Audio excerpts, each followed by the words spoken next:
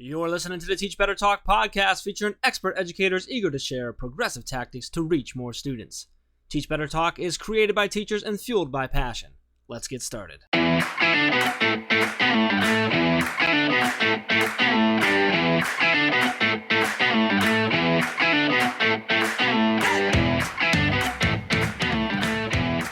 Hey everyone, welcome to episode 171 of Teach Better Talk. My name is Ray Heward, and as always, I am with my mediocre co-host, Jeff Gargis. Jeff, how is your day going so far? My day was great until you called me mediocre. You've been okay today, I guess. I appreciate that. I'll take an okay from you, honestly. No, my day's going good. It's good. We did our first webinar, part of our series that's going on right now. But that was fun. Yeah. And we had a lot of people on there. Too many people, actually. Way We too couldn't many. get them all in, which is always awkward. a good problem to have. But we fixed it, so it's not going to be a problem anymore. But no, it's good. It's a great way. I got to do the drop-in this morning, so we're recording right now about a week before this episode comes out. So I got to do on this day. I got to do the drop-in with our good friends Che and Pav from the Staff Room Podcast. So that was a blast. I always love being able to do those drop-ins in the morning, Monday, which are happening Monday through Friday at 8 a.m. Eastern time. So it was good. I did take a little break this afternoon, spent some time with my daughter hanging out outside. It was a nice day. So we went out, and she likes digging for worms and roly-poly bugs, like bugs that roll up. Anyway, so we did that for a little bit. She jumped on a trampoline. We ran around with the dog. It's good. How was your day? I'm so glad that you got to spend time with your family because I don't feel like you take enough time to do that. So I'm like kind of proud of you that you Thanks. All took right. family time. Yeah. I should do it more than I do. Yeah. But I it was a good one. need to reset a little bit. I had a really strange day. My students had a bunch of issues this afternoon that we kind of had to problem solve through and have a few meetings about. And I got some information about Teachers Deserve It that just took a lot of like brain energy with edits and all that stuff. But a big positive of my day outside of recording this episode was actually we got to kick off that webinar series for Better at a Distance that we're hosting. So that's a 12-part series that we're doing over the course of 6 weeks. And it was fun to be able to highlight the remote learning essentials that we did today. And I know there was tech issues. It just seemed to be kind of the theme of my day. Maybe I caused the tech issues and it wasn't the program we were using. But overall, I'm just excited that we are housing those in our academy because any tech issues we had got to still be resolved with people getting that value because they're registered so they get the academy access. So it was worth it. Yeah. Yep.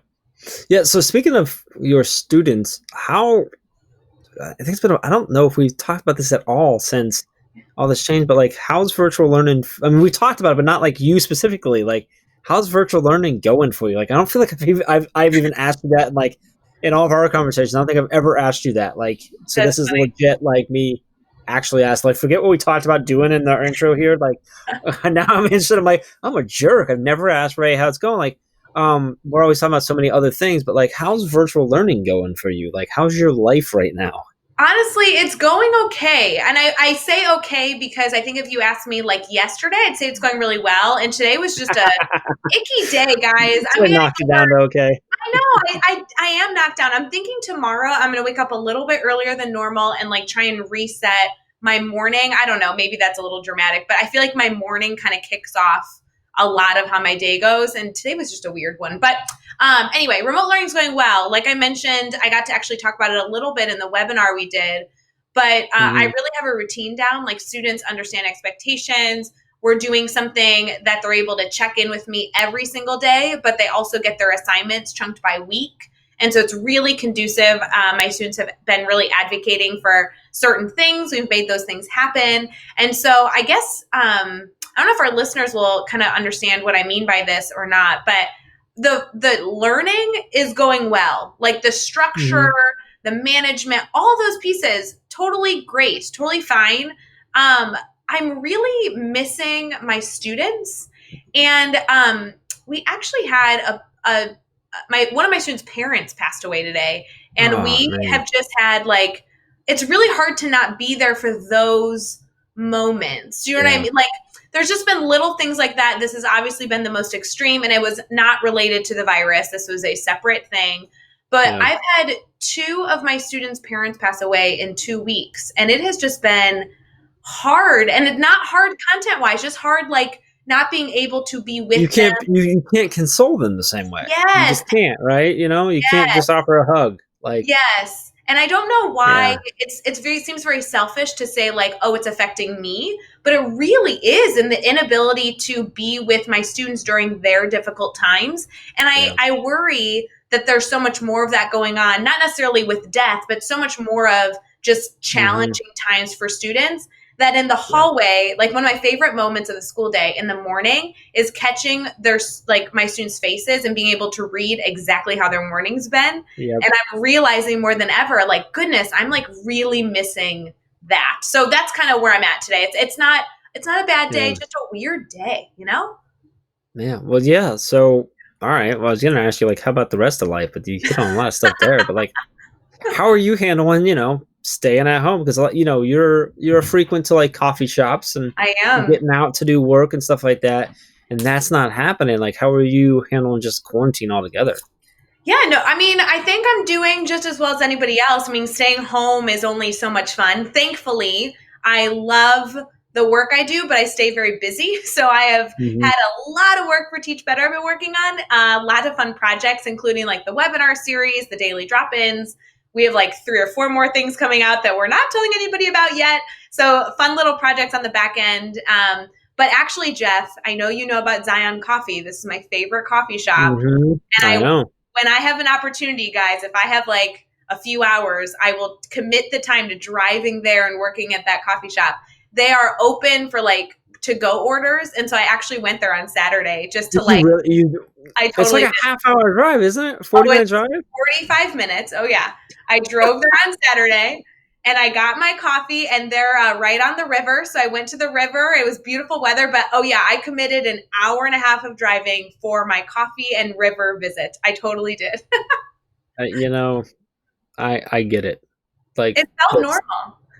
That might not be essential, but it kind of is essential because mental health is essential. So some of those little things we can do there as long as we're being safe. I totally get it. Oh yeah, it was super fun. I don't know what like our listeners or you, I don't know what your Zion Coffee equivalent is, but for me, it was a few hours of normalcy that I felt like I hadn't had in a while. So I feel like everybody needs to go do that in some capacity, very safely, still abiding by all the rules, but just do something that feels typical, like normal, Yeah. I don't know. What would that be for you? I don't know. Honestly, it's might sound weird, but like mine is actually like going grocery shopping. Like, I know that's weird, but for me, I work out of my house. I have for a decade now, and so like it's been weird for us now because we're doing like 1 to 2 stops a month, right, and just loading up. And normally I'll hit the grocery store 2-3 times throughout the week, just grabbing a couple of stuff here, a couple of there. And it's time for me to get away. A lot of times I take my daughter, she loves going with me. It's some time for us to have some fun. It leaves, mom at home with my son, and they get some time. And I just, or I take both of them with me and give her some time, whatever. But like, just going walking around, we love like going, stopping at Target, grabbing a coffee, at Starbucks and walking around Target and sometimes we don't even buy anything. Just kind of getting out and being around folks and being out and stuff. And I also, we've talked several times, I've been working, at home and for myself for a long time. So like, I'm pretty good at that, but I've also been I've gotten very good at knowing when I need to leave. So like when I can wake up in the morning and be like, okay, today's the day I have to go. I got to go work somewhere else. Like I'm going to be distracted. So I normally go to like a Panera, a coffee shop, or, a Starbucks or whatever. I can't do that now. So that's been kind of weird. So I don't know if maybe that's one of my normals is just like going down to Corner Cup Coffee which is one of our shops here or whatever, or if it's the grocery store, but it's really just the ability to get out, I think and I just don't have that. So no, but I think you're right. A lot of people are seeking just the choice to be able to leave their house, right? That's that's been my thing. A lot of people talk to me. I'm like, no, like my work really hasn't changed much as far as like how I operate. We're busier right now on how we pulled that off. But like, as far as like how I do my job, like, this has always been my office. This is no change there. The difference is that like, I don't have the choice. Like there are plenty of days where I never see sunlight because I'm down here, whatever. But it's by choice, and that's what's gone. I think that's what most people's issue is. Like I see people who like, oh my god, I missed this person or these friends or my neighbors. I'm like, how many times do you see them before this? Or like, oh, it's 6 months ago. And I'm like, yeah, so you don't really miss them. You just miss the ability to go see them. And we see that like our neighbors, we keep doing these like, from our driveways, like yelling at each other stuff. And I'm like, we don't typically see each other during the winter because it's cold. Oh, I know, Jeff. We're missing each other right now. I have had more contact with my parents and my sister who lives in Scotland with her fiance. I've had more conversations with them during COVID than I ever do. I go months and months and months and months not talking to my sister. And I talk to her like every other day now because everyone's just so cognizant of staying connected, it's really a blessing, right? Throughout this whole thing, people are missing each other, and that's wonderful. Let me address something real quick. I had just a brief text message conversation with your sister via your mom. Like she didn't realize that it was me talking to her. She thought she was talking to your mom. And your sister is cool.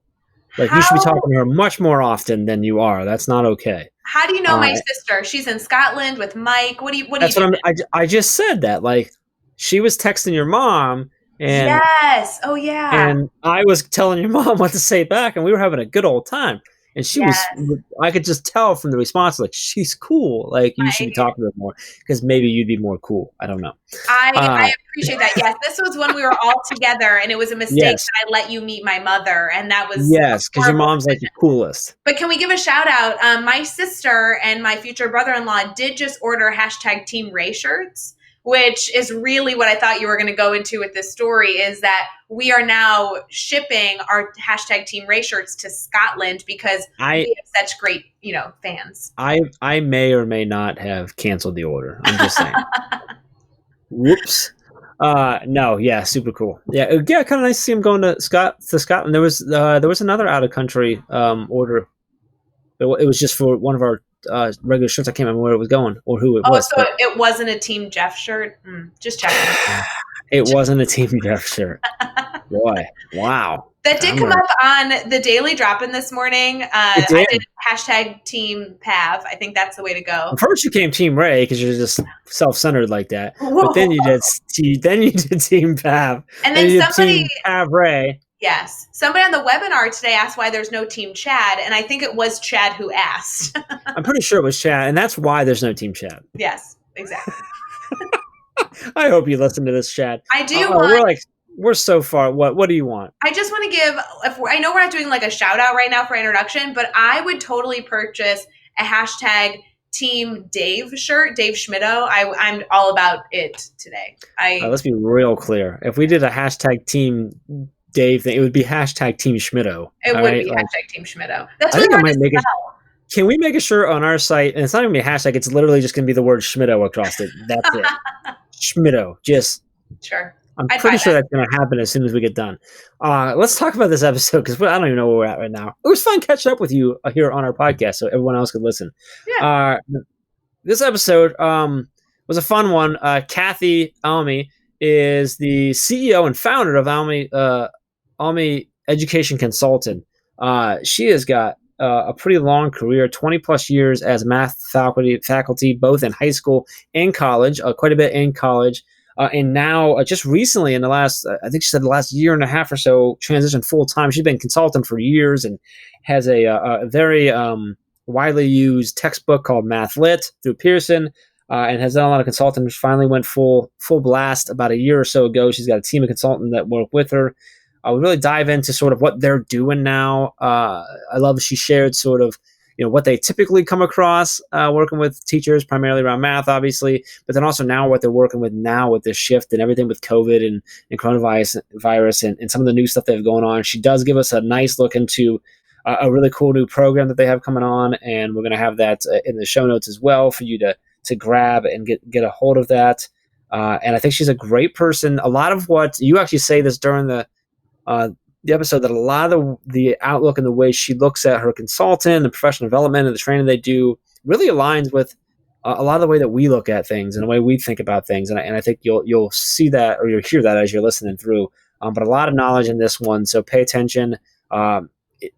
regardless of what your content area is, but if you're in math, like really hyper focus, I think, on this one. So anything to add right before we jump in? No, I'm a fan. Calling on math teachers. Here we go. All right, let's get into episode 171 with Kathleen Almy.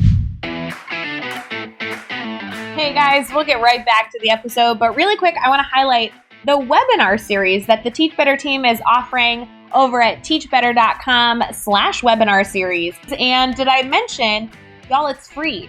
So you can join myself, Chad Urshowski, Mandy Freilich, Kevin Butler, and Jennifer and Hans Apple as we dive into educator mental health, remote learning essentials, the grid method, engagement, and so many other elements that can support you to be better at a distance. And you can go register right now at teachbetter.com/webinar series. All right, I've told you enough information. Let's get back to this awesome episode.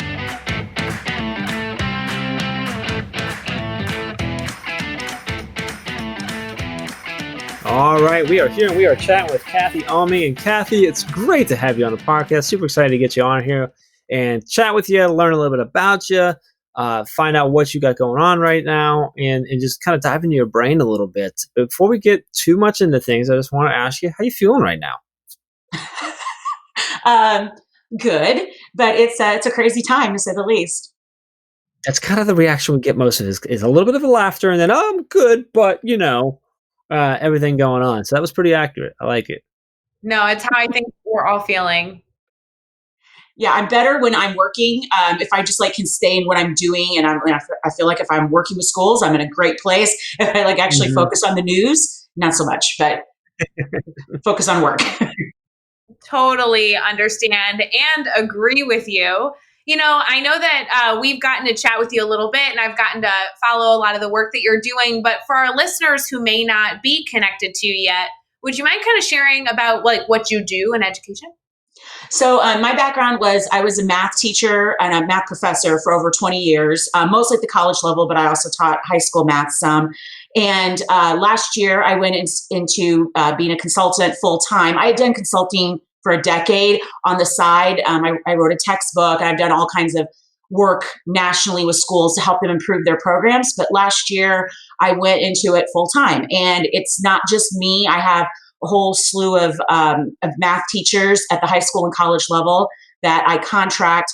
And what we do is we try to bring the practitioner's perspective and help schools with problems that stem from math, which is really common. So it could be something at the classroom level, it could be policy level, it could be state level. We have people that have worked at all levels. But our whole thing is we really feel like it's important to have teachers working with teachers as opposed to just people that do policy. Not that there's anything wrong with that, but I just think teachers respond better to other teachers.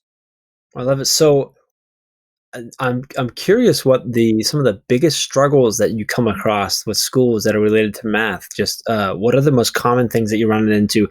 Not necessarily right now. That's another story. I'm sure there's a wide variety of additional struggle right now, but just on a typical basis, what are the most common things that you're working with teachers on? What I was working on until COVID was lots with that bridge from high school to college. There's a lot of students that either entering college and maybe they've been away from high school or college for years, or they just graduated and they start at what's called remedial math, where they're not getting college credit, and it has a huge impact on how many students graduate with a degree from college.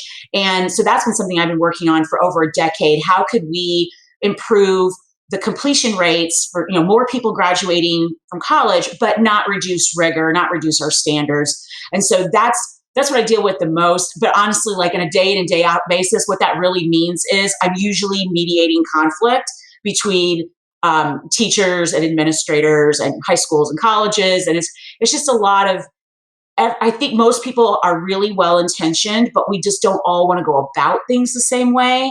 So trying to compromise. I help a lot of people compromise.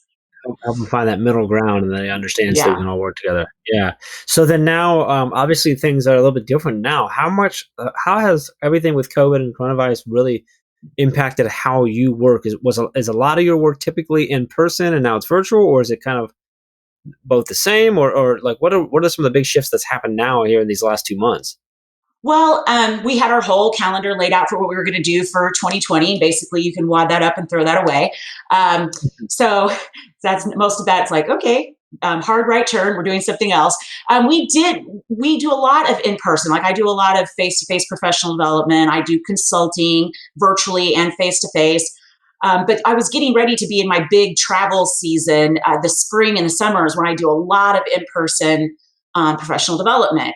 And so all of that is scrapped. But what's nice is that the schools that had me booked to do different things, after everybody kind of caught their breath, and as we got into later into April, people were like, okay, I can process the things that we're going to have to do for the next school year. And so now schools are calling me back and we're like, okay, let's set this up, and we're doing it virtually. So that's been interesting, doing professional development virtually. It's a challenge, but it's all right. I like doing it.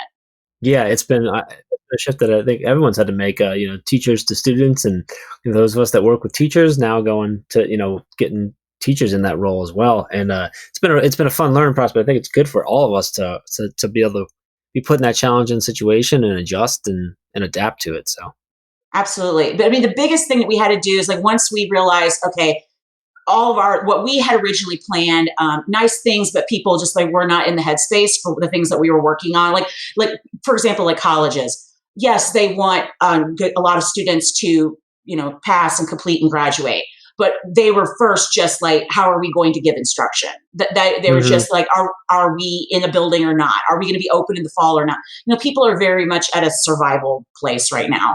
So it's, like that kind. There are other things we just kind of got tabled. And what we've been really working on now is helping all the way from sixth grade math teachers through college faculty. How do you teach an engaging and effective math class online? And I'm lucky to have a consultant who is an expert at this. She's taught remotely, online, asynchronous and synchronous for 15 years. And she knows the theory behind education, but she also really knows how to put it into practice. And what's really cool is she knows she has degrees in math and science. So she's been fantastic. And so we started with free webinars, just give something for people, just like something that they could like get their courses online. And then we started asking them, what more do you need? What are you not getting? Because everybody and their brother had a free webinar. You probably heard this, like a lot of teachers got overwhelmed by like how many resources like kept coming at them. And so they're like, I can't handle one more webinar. They're like, I need help, but I need more than just that.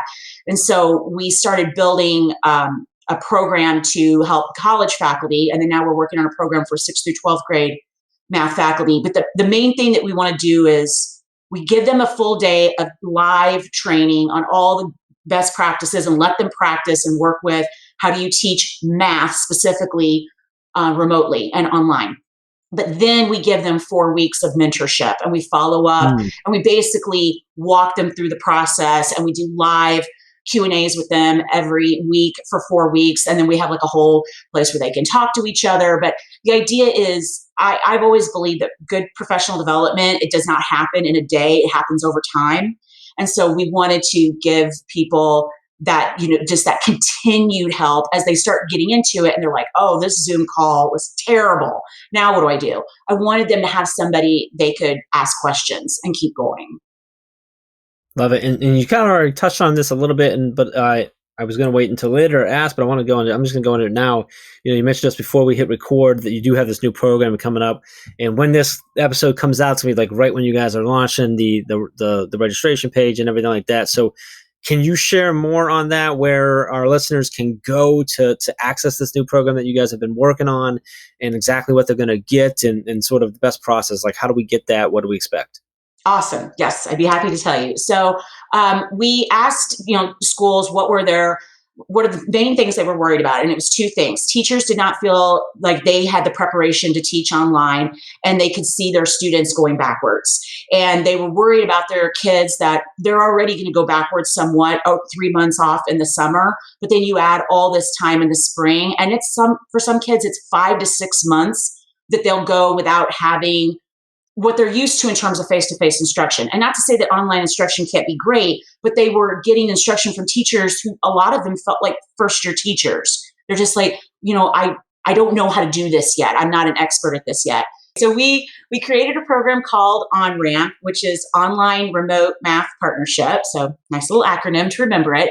But the idea is it's an on-ramp for teachers and students so that everyone hits the ground running in the fall. So there's two pieces to it. The first piece is a full day of live online sessions with this expert I have. Her name is Maria Anderson, and she's fabulous. And she will teach them all basically all the pedagogy and instructional techniques to teaching online, engaging and effectively, whether it's synchronous or asynchronous. So she goes through all of that.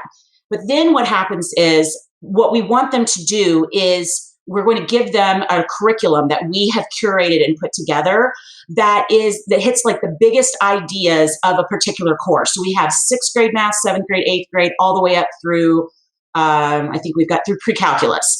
And the idea is, let's say a teacher right now is teaching Algebra 1.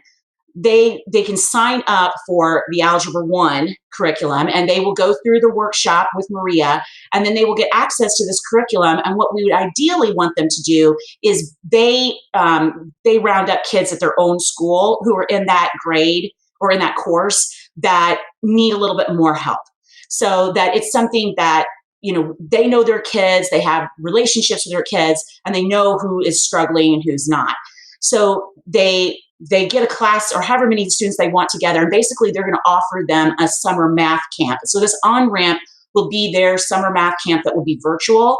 But the idea is over the 4 weeks, instead of just mentorship, because they're absolutely going to get mentorship, they're going to get additional lessons every week live. So we're going to continue teaching them more things about teaching remotely. So they're going to learn more about Desmos and more about using, a lot of them have heard of Desmos, but they don't know how to use it necessarily in the most effective way. So one of the people that I hired, he's actually a Desmos trainer. And so he's going to, we're going to have every week where they have something that they learn more about that. They're going to get mentorship every week. They're going to have certain things they do with their students every week, be it a Kahoot or a paper activity. We want to have all different kinds because we don't want them to feel like everything has to be live and flashy. Sometimes things are on a PDF. A lot of times they're not, but sometimes they are. And we want to show them all these different really good instructional tools, but it gets overwhelming looking at them. So what we want to do is show it to them, like slowly drip that content out to them. And as they're practicing, they're actually practicing with actual students and helping them get up to speed on concepts that they may not have gotten that year. So it's a twofer. The instructor is learning, and then the students are also getting help with some content. But the idea of all this is it's supposed to be fun. It's not supposed to be like, okay, just all those things that we didn't get through or weren't great this past year. It's like what we decided, because I've just hired teachers and like, what do you think would be the best in the summer? And they said, let's pick like 4 to 8 really good, big ideas from each course and focus on really awesome, active, engaging activities to do with kids for 4 weeks. Not to say that the school can't modify this. They can do it a longer camp, a shorter camp, whatever they want. But we are providing them tools, and then they can use them however they like. And what's cool about this is the CARES Act funding provides money for things specifically like this. So schools don't necessarily have to dip into funds that they have to pay for the teacher's tuition, but they have some flexibility. But CARES Act funding lets you, work more on getting your teachers trained. So they're going to get a lot for their tuition. It's a lot less than the cost of a graduate class, and they're going to get their own teaching, their own practice, and they get 18 PD hours. They get a curriculum, and they get a certificate at the end for online teaching. So, and where are we going to be able to find that? You guys have the link yet for that? Or we'll include it in the show notes either way, but I don't know if you have that right now. Or we don't have the link yet, okay. But I'm pretty sure it's going to be courses.almyeducation.com/onramp. Gotcha. So, okay. And I will give that to you. We'll make sure that that's over in the show notes at teachbetter.com. So if you're listening, that sounds like something you want to check out. Make sure you check the show notes. We'll make sure that that's linked up as the second it's live. So, some of the elements, there's so many pieces that you added on, not only about the support that you are providing right now to educators, but just in your belief system of how professional development work, it so aligns with my mentality and the Teach Better team in general, because you had so many different points where you were touching on that professional development is not a one-time event. You have to have this continuous follow-up, the continuation of discussion so that we can grow, and so many other elements that really, I love to hear educators carry this mentality, because it's not only work that I really believe in, but it also is that work that really sticks versus just being a one-time initiative or something along those lines. So I was so thrilled to hear you kind of go throughout those elements.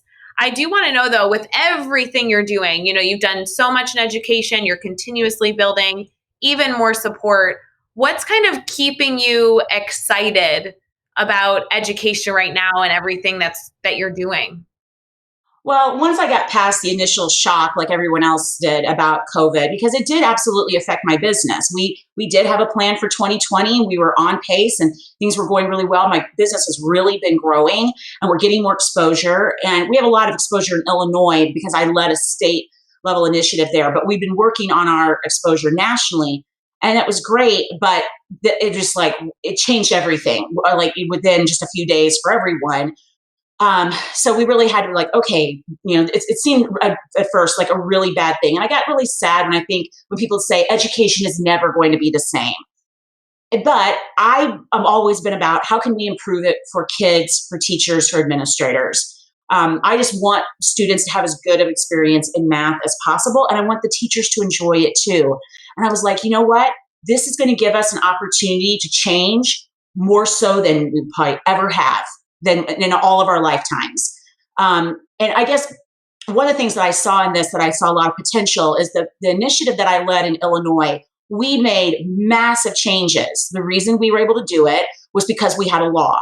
And unfortunately, because I'm not usually one that's like, let's get another law, but unfortunately in education, you're not just going to get everybody to do something because it's the right thing or because, they all buy in and believe it. Sometimes you do have to have, something where you have to make people do it. I don't like to go that route. I'd rather get buy-in, but sometimes you do have to have those things. And not that anybody would wish coronavirus on anyone, but I like to try to find silver linings. And the thing I think is really cool about it is this has showed us that education can move fast if it has to. We are capable of doing more than we thought. We are capable of changing to other offerings and ways of delivery. I think everybody really just chipped in and how can we make this work?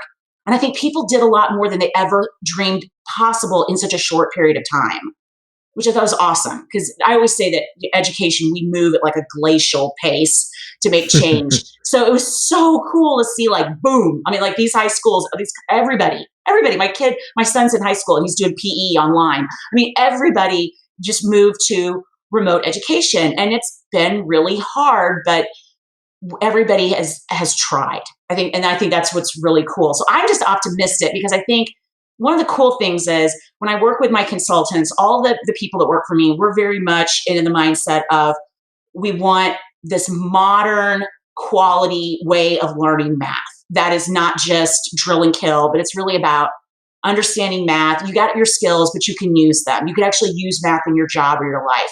And what's awesome is now we're in the perfect place where we get to help schools with remote education or whatever they're doing, but we get to throw in, as we're helping them, these new, more modern curricula and techniques. And so that's kind of fun. It's we get to sneak in, the broccoli a little bit, but it's kind of nice. I do think it's a huge opportunity that could be good. It's just going to be super challenging this fall with people trying to figure out how do we do social distancing in schools. I think that's kind of scary right now, but I think we'll figure it out. Yeah, I agree. I think there's definitely an opportunity here, and I love that you're looking there too, because it's so easy to focus on all the negative because there's so much obviously bad and devastation that's come out of this. But there is an opportunity for us to find these new things, like you said, these new techniques, new ideas that you're working with teachers on and stuff. And what can we pull away from this that we're either going to need to use and put in place, or that we can bring in and keep in place because it's going to help us be a little more efficient and more engaging and stuff like that. So it is going to be really interesting to watch how the fall goes. yes, from a how does it look and everything like that stand, but also what do we bring back from what we had to do with this distance learning and virtual, and what is that going to look like now in our classrooms if when we do get back to actually in the physical classroom? It's going to be really interesting to see. So what I'm hoping is that it's going to spark some conversations that are already starting to happen. Where this has been the coolest thing I've seen. Where when everybody started getting worried, especially math teachers, probably more so than any subject, maybe science, that people were cheating on taking online tests. That became a huge fear of everyone. So people started talking about, okay, what's the purpose of assessment? What's the purpose of a test? And people like started having like those deeper conversations that we need to have. Like, do we really need to hit everything that we're hitting right now in these courses? Could we pare it back a little bit? Could we change the learning experiences? Could we, do less but do it better? And so that to me has been really cool to see. Yeah, that's definitely, like you said, the conversations, everything like that. It's hopefully they continue is what I'm hoping, is that they continue and really focus on them when we don't have to worry about a lot of the other stuff. We can make some good changes. So that's exciting. It's all exciting stuff. And this is exciting because we're going to do the next 6 questions. But your goal is to answer each one in 15 seconds or less. Are you ready to go? I am. You got this. All right, here we go. What is one ed tech tool you cannot live without? Zoom. That's pretty. Yeah, I think I'm with you on that one right now too. Give us a book you're reading right now. I just finished Do Less by Kate Northrup. Really great book. Who do we need to follow on Twitter or Instagram today? You can do up to 3. It's a tough one. Definitely, if you're in math education, Joe Bowler is amazing. But I will also give a plug to Maria Anderson, the person who does the training for me. Her handle is @busynessgirl. So like busy, like you're a busy bee, but @busynessgirl. And what's really awesome for math teachers is she does a free graph every day. It's called Graphs in the World.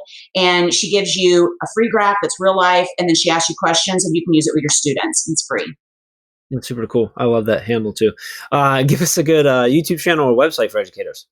I don't know if I have a ton of great ones, but one I love is Patrick JMT, Just Math Tutorials. That's his website. And I think he also has a YouTube page that goes with it. I think the main thing I want math teachers to relax about is they do not have to make a video for everything. There are some fantastic videos out there. Focus on connecting with your students on Zoom, not lecturing at them. Give us a daily, weekly, or monthly routine every teacher should get into. You need to reflect. I need to get in the habit of looking at what went well, what didn't go well, what do I need to tweak for next time? And it's just this continual improvement process. And then what is the best piece of advice you've ever received? Okay, so the best piece of advice, which was a tough piece of advice to get, was when I was student teaching. And I had a teacher who was very, very hard on me, but it was some of the best advice I ever learned, especially, and it applies to anybody, but definitely math teachers. And she said that math should never be mysterious. And she's like, if you cannot explain why you're doing what you're doing, then you shouldn't be teaching it. And it should not fall from the sky. It should not be mysterious. It should not be a trick. There should always be a reason for everything we're doing. And that has just colored everything I've taught since then. Oh, I love that one. I like that advice. And I think that extends into every subject. Absolutely. I agree. If you can't explain why you're teaching what you're teaching or why you're doing what you're doing, then you probably don't need to be teaching it. Right. So I love that. That's great. So awesome. I want to make sure that everybody can stay connected to you and continue to learn about the offerings that you have, but also just the amazing insight that they can continue to get regardless of where they are in their career or what they teach. Would you mind kind of sharing how people can stay connected? Okay, so we're trying to grow our Twitter, our space or whatever, but it's @Almy_education, and it's ALMY, not the makeup company. There's no extra A. The website is almyeducation.com. Facebook is Almy Education, and same way with YouTube. And our website is definitely where you can get the most information. We're always updating that. We're always adding more offerings, courses. We have some really low cost things, some free things, and we have all price ranges. It's really important to us that price does not become a barrier to schools, because we know that everybody's strapped for cash. So we want teachers to have access to a lot of things and not necessarily be expensive. And then I have a textbook. It's called Math Lit. It's by Pearson. It's used in a lot of high schools with seniors, and it's also used in a lot of colleges with first-year math. And, you can find all the links, all the resources, everything we talked about in this episode over at teachbetter.com, as well as really important links for connecting with Kathy and the team over there and making sure that you get your hands on the OnRamp program when it launches here. So make sure you check out everything over in the show notes at teachbetter.com for all of that. Be sure to hit subscribe so you don't miss any upcoming episodes. And if you can give us a rating and a review, we'd really appreciate that as well. Let's keep taking this just one step further. Think of just 3 of your colleagues who need to hear these amazing stories and connect with these amazing educators and share this podcast with them. Kathy, this was awesome. Really appreciate you coming on, sharing so much with us about what you're doing and the things that you're trying to bring to teachers and the great work that you're doing and the way you've adjusted to help them in these crazy times that we're living in. Really appreciate you spending some time with us, having some fun with us, and just sharing a little bit of your knowledge with us. Thank you. Thank you so much for having me. Until next time, let's get out there and let's teach better.